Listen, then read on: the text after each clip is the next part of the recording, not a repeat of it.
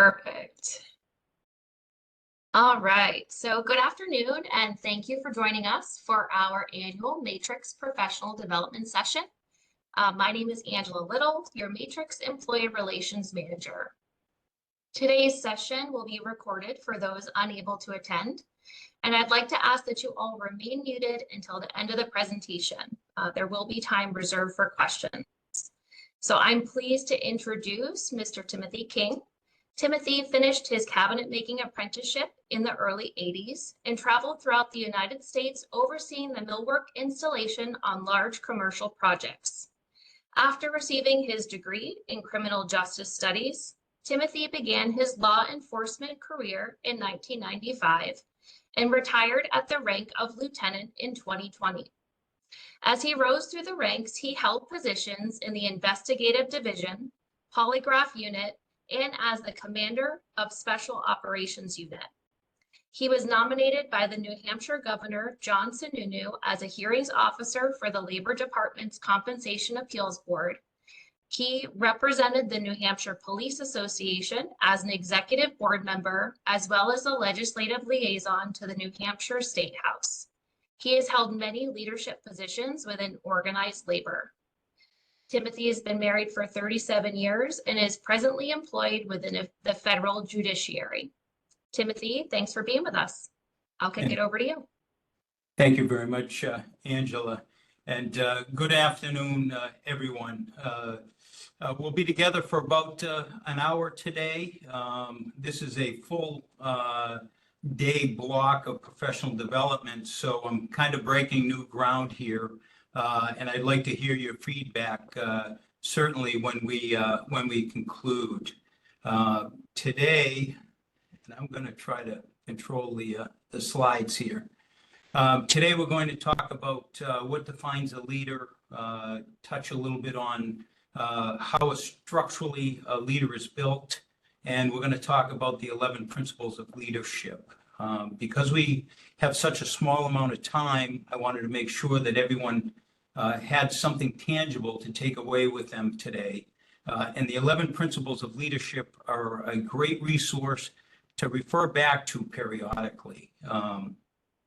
So normally, if this was a formal seminar, I'd point out the housekeeping rules, the bathrooms, exit, but you're all on your own today. So. I want to thank Angela for the introduction, and I always like to say that I've had a very successful and interesting work history, and it's not complete. And I like to spend the time talking or being introduced very graciously by Angela, but spend the time to paint the picture of my work history. Because I believe that leadership is about perspective, and it's about the blending of private and public sector work, and it's afforded me perspective to help me work, manage, and lead people within many different work settings. Before we go on, I'd like everyone to take out a piece of paper and make two columns. One on the left, I want you to write good leader, and the one column on the, the column on the left, write good leader, and the column on the right, write needs improvement. I think that's the politically correct term. As we move forward today, I'd like everyone to put a corresponding comment in the appropriate column for the traits that each leader in your past has either demonstrated or lacked. Lastly, I'd like each one of you who are in any kind of a leadership position at this time to ask yourself, what am I doing well, and what can I do better? Please note that this exercise will not be presented to the group. It's for your personal review and reflection. And lastly, as Angela had said, if you have any questions, please jot them down, and we'll have time to discuss them when the PowerPoint is complete. So what is leadership? Guiding and influencing others towards a common goal. As a group, I think we could spend all day just trying to decide on an acceptable definition. This, to me, has always been the most succinct or to the point. This is a universal statement. It doesn't matter if you're in the U.S. military, a police tactical team, a construction management company, an engineer, or a manufacturer. We all have goals that need to be met, and we all need leadership. This by no way says that leadership is not a complex topic, and we could talk days and weeks about leadership. But again, guiding and influence others towards a common goal. When we talk about leadership and how leaders are built or how they become leaders, it always enters into this nature versus nurture discussion. Are leaders made, or is it in their DNA? I'm not prepared to have the nature discussion today. We just don't have enough time.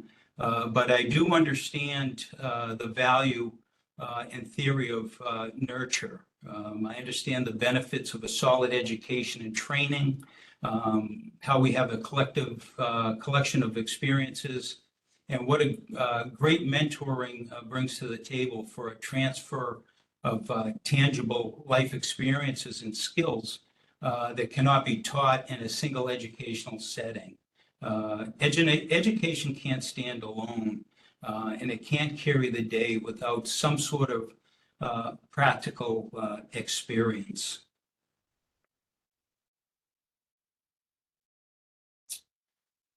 So does anybody know what this picture is on this slide? No. So, so what you're looking at is a post turtle. I took this slide from a SWAT commander school in New Jersey several years ago. You ask yourself, what is a post turtle? And I like to always touch on this when I'm talking about leadership, because we all have a post turtle in our past. And the joke about a post turtle goes something like this.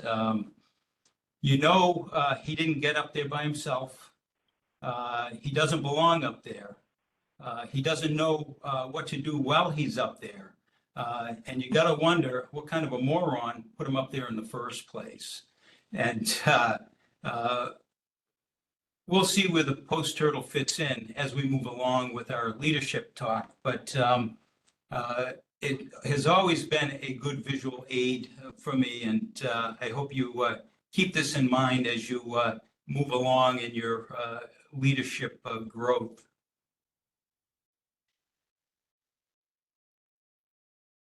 So one of the key pieces in the leadership puzzle is past experiences.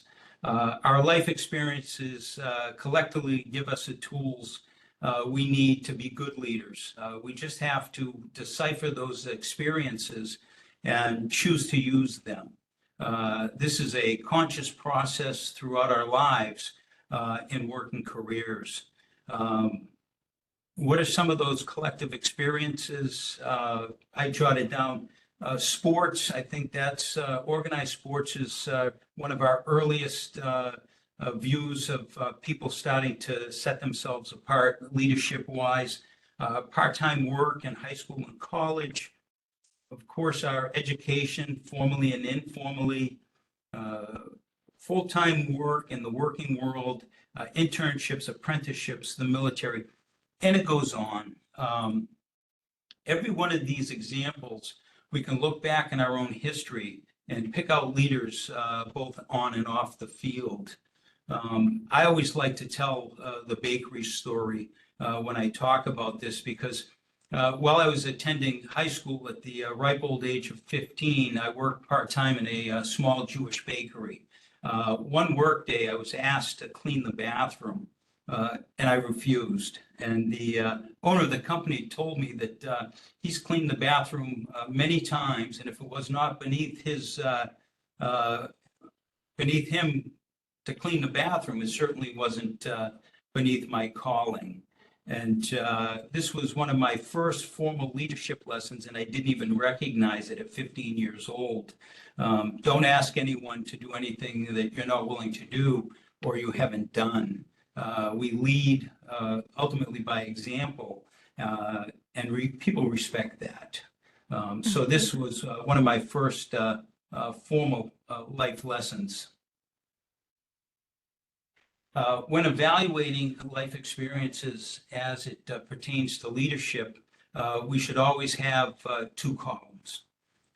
Things we like and things that we don't like. Things we would like to emulate and do when we're leading people, and things that we'll never do because of the negative effects they have at the time of those particular experiences that we have. I will note that there are some learned behaviors that we don't recognize and that we may perpetuate unconsciously as we move forward in our leadership growth.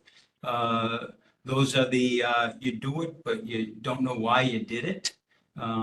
It's most often learned behavior. This hopefully is where your self-evaluation, peer input come into play, and of course, ultimately your self-improvement and growth. In police work, we have a saying, the best idea is a stolen one, mostly because the idea has been vetted by another police department and mostly fine-tuned. Why reinvent the wheel if it works? Just roll with it. I was first introduced to the principles of leadership by Tom Duran, who was a West Point graduate. I've used these 11 principles of leadership for many years in many different agencies and settings. I've also passed them on to countless associates and subordinates. The 11 principles of leadership were first developed in 1948 and first published in the Army Field Manual on Leadership in 1951, more than 70 years ago. What is fascinating is that they're still taught basically unmodified. Today, they're still used in all branches of the armed forces and countless corporations. These 11 principles are 100% transferable to any organization because what we're talking about is our biggest asset, people, employees. As you know, labor is the largest part of most all operational budgets. I don't care if you're running a widget factory, a police department, or a large corporation. People truly are our biggest investment. So let's get into the 11 principles. The first one, know yourself, seek self-improvement, understand who you are. And so I'm going to read through these and then I'll chat a little bit about them. But understand who you are, your values, priorities, strengths, and weaknesses. Know yourself allows you to discover your strengths and weaknesses. Self-improvement is a process of sustaining strengths and overcoming weaknesses, thus increasing competence and the confidence people have in your leadership ability. You don't have to be the smartest person in the room. You just have to surround yourself with them. And self-awareness is key. Finding out you need improvement in a particular area is sometimes hard, but when you address it, it's very empowering. When we take the attitude that we hope to learn something new each day, we're telling ourselves we don't know everything, but we're prepared to continue to grow, and people notice that.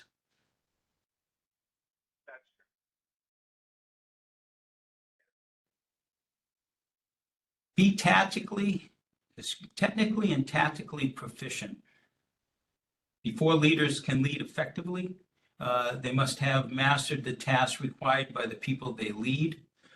In addition, leaders train their people to do their own jobs while understudying the leader so that they are prepared to replace the leader if necessary.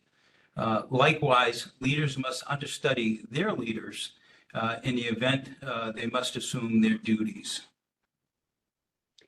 Now, it's okay to take a victory lap when you become a leader and put in a position of authority. But you must know your job and continue to grow in it, or you're going to become obsolete. Technology move too fast today. Equally important, if you're not developing your players, you've already lost the game. There's nothing worse than getting promoted and finding out that you didn't have a succession plan because you didn't train and mentor people. It's a very interesting concept because if you're afraid of your understudy taking your job, then you've already violated principle 1. We're only on principle 2, lack of confidence. I've seen this on more than one occasion. Leaders who think they can make themselves indispensable. When you're training and mentoring subordinates, you're building confidence, you're building trust, and you're building loyalty. You're also strengthening the organization internally and carrying out its mission. I know I'd like to also state that loyal subordinates will push a leader forward and make them look good. And you ask yourself why. It's because when a leader moves forward, subordinates get pulled forward. This is why we build and take care of our team as a whole.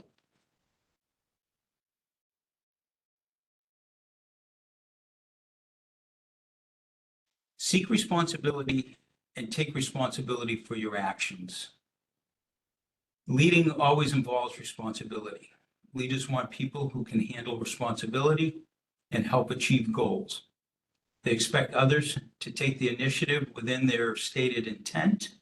When you see a problem or something that needs to be fixed, do not wait and be told to act. Organizational effectiveness depends upon having leaders at all levels that exercise initiative, are resourceful, and take opportunities that will lead to goal accomplishment and business success. When leaders make mistakes, they accept just criticism and take corrective action. They do not avoid responsibility by placing the blame on someone else. The buck stops here.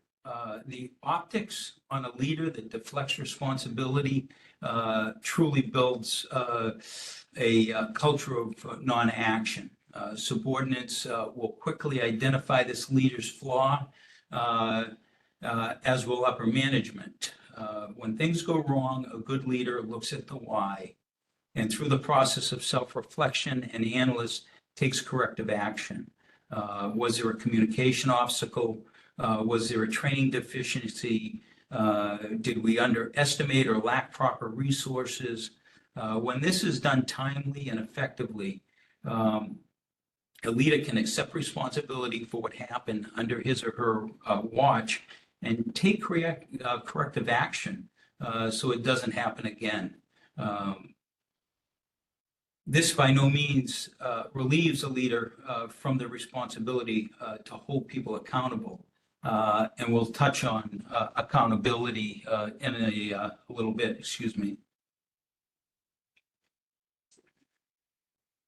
I like to tell a story that when I was with the SWAT team, I was on a call out, consisted of 2 simultaneous drug raids on 2 separate apartments in 2 different buildings across the street from each other. It was about 3 o'clock in the morning. We had over 50 operational staff. I was the assistant commander of the team at the time and in charge of the planning and execution of the mission. I decided to deploy with the operators and place myself in a perimeter position with one of the operators to kind of monitor the operation, boots on the ground sort of thing.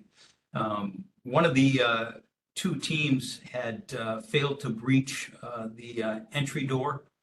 Were frantically trying to enter the target apartment. Fearing that the entry team was compromised, the perimeter officer at my direction conducted a rake and break of a large window at the rear of the apartment as a distraction. So rake and break is you take a large pole and you kind of rip the window frame and curtains right out of the apartment. That way we can get some light in there, eyes in there, and it draws the occupants' attention away from the door and towards the rear of the apartment. The door was successfully breached. The team entered, everyone was taken into custody. What we didn't know at the time was the building had been partially reconfigured, and we smashed out some poor tenant's window that had nothing to do with the drug raid. When I was approached about the damage and repair bill submitted to the city, I told the police administration and City Hall that I ordered the rake and break. And we had discussed this tactic at briefing, and that the operator was not responsible for the damage. I would be responsible and I would answer to any inquiry on the matter. I could have easily deflected my responsibility, but again, what message would I have sent to my people? As a group, we debriefed the incident. We found out what we could do better the next time, but ultimately I had planned, oversaw the operation, and I was responsible for it. So please, when there's a problem, address it directly and timely, because it shows ownership and it shows truly shows leadership.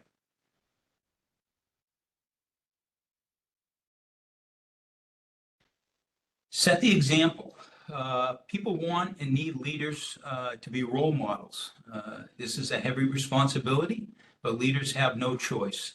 No aspect of leadership is more powerful if leaders expect courage, responsibility, initiative, competence, commitment, and integrity from their direct reports, their people. They must demonstrate them. People will imitate a leader's behavior. Leaders set high but obtainable standards for performance and are willing to do what they require of their people. Leaders shall share hardship with their people and know that their people,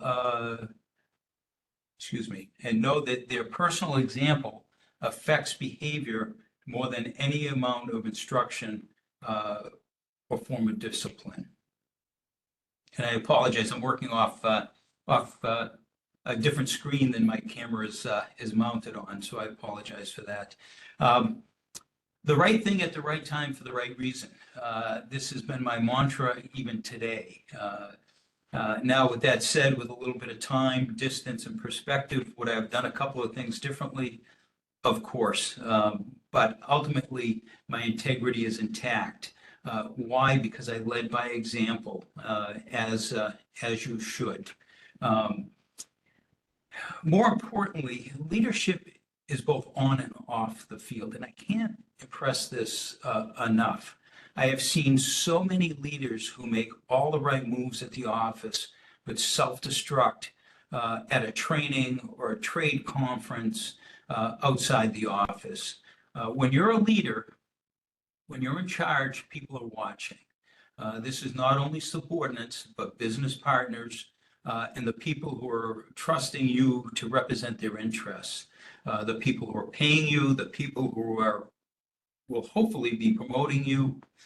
If you act inappropriately, you compromise your integrity, you cheat, you cut corners, your subordinates will not respect you.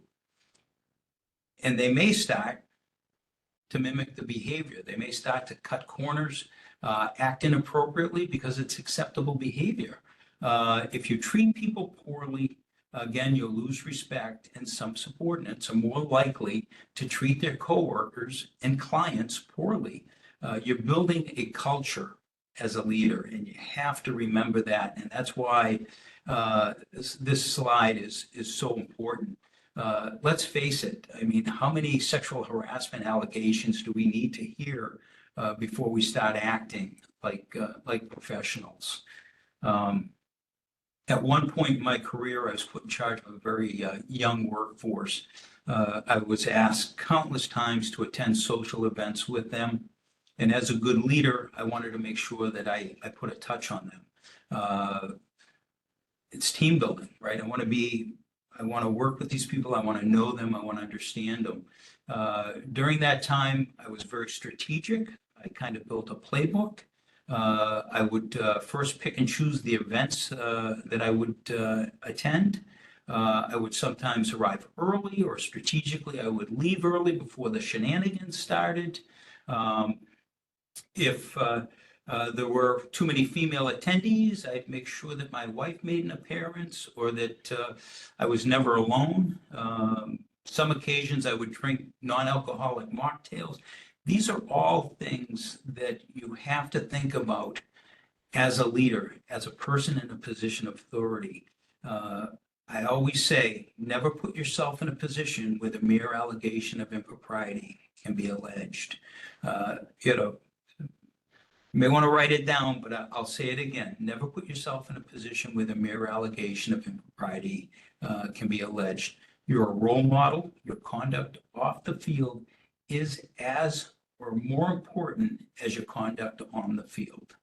I can tell you that I was a police officer before and after cell phone cameras, and that industry learned the hard way. So act appropriately. Know your people and look out for their welfare. It's not enough to know the names and dates of birth of your people. You need to understand what motivates them and what is important to them. Commit time and effort to listen to and learn about them. Show genuine concern for your people, builds trust and respect for you as a leader. Telling your people you care about them has no meaning unless they see you demonstrate it. They assume that if you fail to care for them daily, you will fail them when the going gets tough. It's not enough to know the names and dates of birth of your people, but it helps. I had an administrator once, a very high-ranking administrator, but not high-ranking enough that he should have not known. He didn't know the names of some of his subordinates within his organization. It was disingenuous. You have to show genuine concern for your people because it builds trust, respect, and loyalty. And you'll hear me harp on loyalty throughout this presentation. If you say you're going to do something, you have to do it. And you have to take a genuine interest in your people. It will empower them. I always think that about Yelp, right? They say that for every bad review, you need 10 good reviews. As a leader, for every bad decision, you need 10 good ones. People don't forget. So be genuine, be engaged with your people, show them that you care about them. And the bonus is that the communication portal that you open will be amazing. The information that people will be willing to give you will really, really fortify your position as a leader.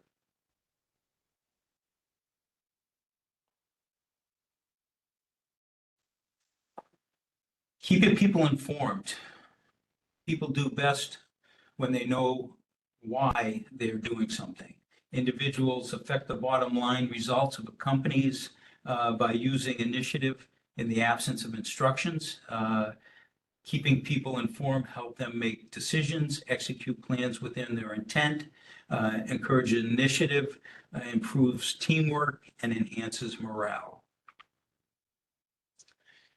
People should not only know the goal, but the path to get there.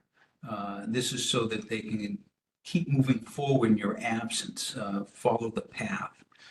Knowledge is power, and when people are in the know, they feel empowered, and they see themselves as true stakeholders in your organization or a part of your team. It's inclusive. In a large organization, it's very easy to feel disconnected from the whole. Your firm is a very diverse organization, especially with your remote work sites and telework. I know a CEO that does a State of the Union at a luncheon or through a newsletter for each division.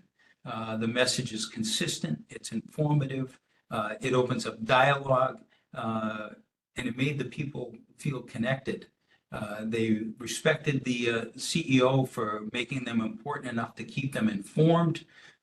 In addition, as things happened during the fiscal year, the employees were not shocked or surprised when the company pivoted for any particular reason. They moved and flowed with it. So that's on a big scale. On a smaller scale, when you're talking about your team, you can see how much more important it is to make sure that they understand the bigger picture. I always like to say that if you think of your people like minions, they'll act like minions. And anybody can hire minions, but as a leader, minions are exhausting. They truly are exhausting.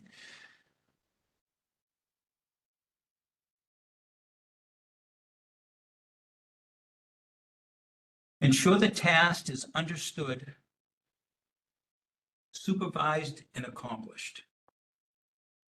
Your people must understand what you want done, to what standard, and by when. They need to know if you want a task accomplished in a specific way or how much leeway is allowed. Supervising lets you know if people understand your instructions. It shows your interest in them and in the goal accomplishment. Over supervision causes resentment, while under supervision causes frustration. When people are learning new tasks, tell them what you want done and show them how. Let them try. Observe their performance, reward their performance that exceeds expectations, correct performance that does not. Determine the cause of poor performance and take appropriate action. When you hold people accountable for their performance, they realize they are responsible for accomplishing the goals as individuals and as a team. Communication and accountability are the keys to reaching just about any goal. This is how you develop your workforce, your relationship, and you accomplish tasks. On the other side of this, when you constructively and meaningfully hold people accountable, they and the organization benefit from it. When team members are not held accountable, other team members take notice. This leads to discontent, subpar work, goals not being met, morale issues. We've all seen this over our careers, and that person who successfully accomplished nothing, maybe a post-hurdle. And why hasn't the leadership dealt with them? This is, as a leader, this is having the hard conversations. No one said leadership is easy. And having the inner courage to have uncomfortable conversation is a true test of a leader. These conversations can be done with respect and constructively, but they have to be done. They have to be done for the integrity of the team and so that you don't have these morale issues and discontent between your team members. Develop a sense of responsibility among your people. People feel a sense of pride and responsibility when they successfully accomplish a new task. Delegation indicates trust in people and encourages them to seek responsibility, develop people by giving them challenges and opportunities that stretch them, and more responsibility when they demonstrate they're ready. Their initiative will amaze you. No great leader ever did it themselves. There are too many benefits of delegation to not delegate as a leader. In contrast, if you don't learn to successfully delegate as a leader, you yourself are going to burn out, both mentally and physically. You just can't sustain that pace. Not to mention the toll it's going to take on your personal and private life. Every year, corporations spend countless dollars on wellness. Wellness programs should be teaching delegation. If you're not effectively delegating, I want you to ask yourself why you're not and address it. Self-assessment, self-evaluation, self-improvement. You have to delegate to be a good leader, to continue to grow and move on. I mean, how many times, if this has ever happened to you, where I've gone home and started working, and my wife looked at me and said, "Don't you have people to do that?" And unfortunately, she was right more than once. So I challenge you to kind of rise up to about 1,000 feet, kind of look at what you're doing and see if there are some tasks that you can delegate and help your staff grow, because that's what you're doing. You're not giving up things just to relinquish them. You're giving them up to build the infrastructure of your company, of your team, and of your people. Train your people as a team. Teamwork is becoming more and more crucial to achieve goals. Teamwork is possible only when people have trust and respect for their leader and for each other as competent professionals, and see the importance of their contributions to the organization. Develop a team spirit among people to motivate them to perform willingly and confidently. Ensure that individuals know their roles and responsibilities within the team framework. Cross-train people until they're confident in the team's ability. As a whole, people have to be, like they said, they have to have trust and respect for their leader and for each other. Teamwork makes the dream work. Continuity and fit should be one of your primary goals as a leader. And I'll address it in the sense of onboarding new team members. Whether hiring a project manager, a mill worker, or an engineer, you have to ask yourself, is this person going to be compatible with my team? Or are they going to be divisive and blow up my team? Once they're brought on board, it's your job as a leader to get to know them, to train them, to mentor them.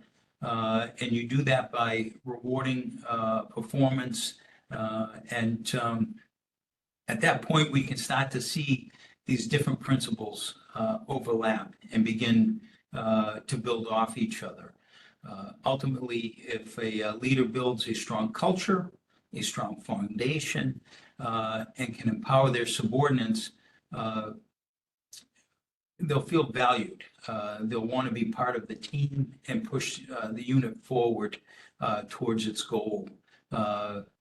As a leader, giving praise, awards, luncheons, retreats, conferences, they're all great team building exercises, but I always come back to this, that they only work if you have a strong foundation. And that begins as a leader, is vetting your people and bringing the right people onto your team that are going to have continuity with the other members and ultimately thrive. Make sound and timely decisions. Leaders must assess situations rapidly and make sound decisions. They need to know when to make decisions themselves, when to consult with people before deciding, and when to delegate the decisions. Leaders must know the factors to consider when deciding how, when, and if to make a decision. Good decisions made at the right time are better than the best decisions made too late. Do not delay or try to avoid a decision when one is necessary. Don't be a post turtle. Indecisive leaders create hesitancy, loss of confidence, and confusion. Leaders must anticipate and reason under the most trying conditions and quickly decide what action to take. Gather essential information before making decisions. Announce your decisions in time for people to react. This by far is my number one. If you want to fail as a leader, don't make a decision. Be a post turtle. This has been the cornerstone of my leadership experience. I could always be counted on to make a sound decision and accept responsibility for it. They weren't always right, but I would make them, for better or for worse. I'm not the smartest person in the room, but I made sure that I surrounded myself with as many of them as possible. This is why we hire good people, we train them, and we build our team so we can rely on them. I was always amazed, and I'm still amazed, that an organization would spend tens and hundreds of thousands of dollars training individuals, not to mention those employees' own investment in higher education, not to take the advice or ask counsel from them.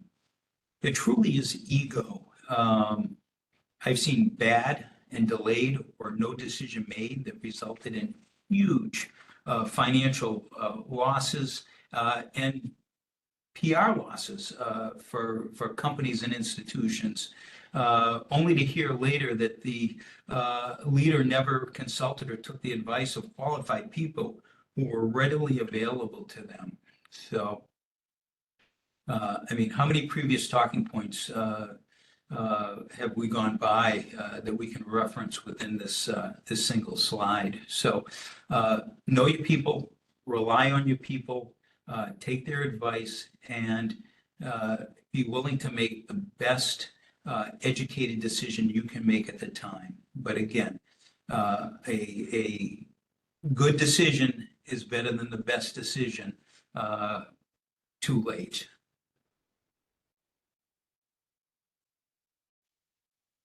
Number 11, we got to the end of the slide here. Employ your work unit in accordance with its capabilities, and this is very important. Leaders must know their work unit's capability and limitations. People gain satisfaction from performing tasks that are reasonable and challenging, but are frustrated if tasks are too easy, unrealistic, or unattainable. If the task assigned is one that people have not been trained to do, failure is very likely to result. The old cliche, under promise, over deliver. Simply don't over promise on behalf of your team. It will undermine the confidence and morale of your team. And it's all the leader's fault. You basically set them up for failure. I had to make a decision once to take my tactical team out of service. So basically, we had a call out in our jurisdiction, and I had to give it to another SWAT team. And when you've got a team of 52 type A personalities, your decision's going to get pushed back, and it did. But I had to do this in the best interest of the team. I looked at the potential for injury, failure of mission, financial loss, liabilities. The real question is, what would it have done to my team's morale? My reputation as a leader, it would have destroyed both.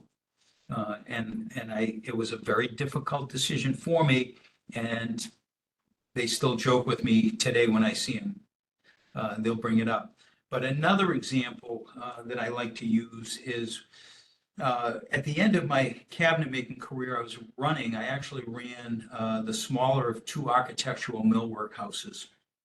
And I was approached by one of the owners of the corporation and told that a very large financial organization, an investment firm that we had been doing business with, had approached him and asked him to take on a project in Boston. I quickly looked at the project and told the owner that my team couldn't possibly accomplish the requested deadline. When the owner told the company representatives that the project couldn't be accomplished, the company replied, and you guessed it, what will money do for the problem? It was that important to them to get this job done. It was that point I had a decision to make, accept the project with total disregard for my team, decline the project at face value and possibly alienate a large client. I took the third option and I presented it to my team. I asked for ideas, I asked for counsel. I assembled the team, I told them the pros and cons, I told them of the other commitments that we had obligations to, and that I was inclined to refuse the work. To my surprise, the team 100% endorsed the idea of committing to the project.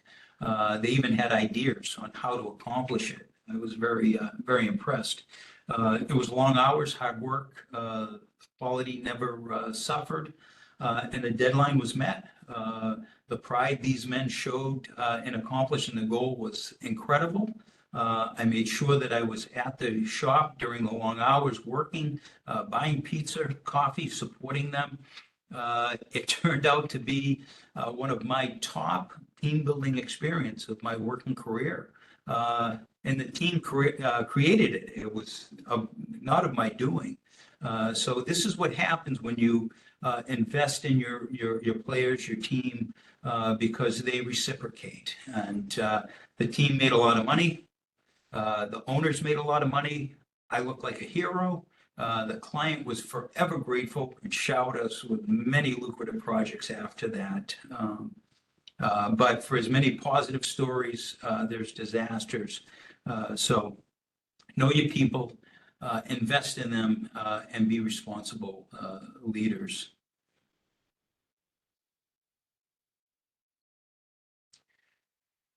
So I got through that in 45 minutes. Usually takes a day, but there's a lot more interactive conversation. I hope that you gained something from our time together.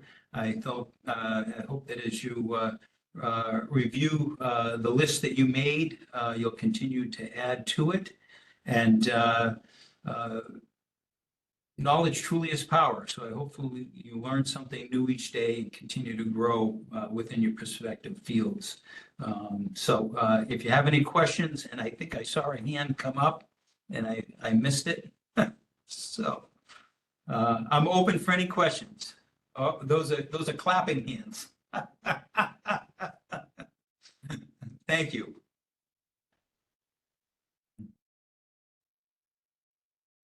Any questions or comments for Timothy?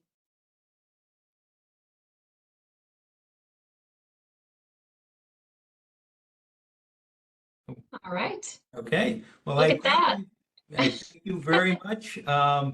It was a little bit of trick to get through that, and you still have a few minutes of your lunch left, so enjoy yourself, and thank you again. Thank you very much, Timothy, and thank you everyone for calling in today. Really appreciate it. Have a great rest of your day. Thank you. Thank you, Tim. Thanks a lot, Tim. Thank you.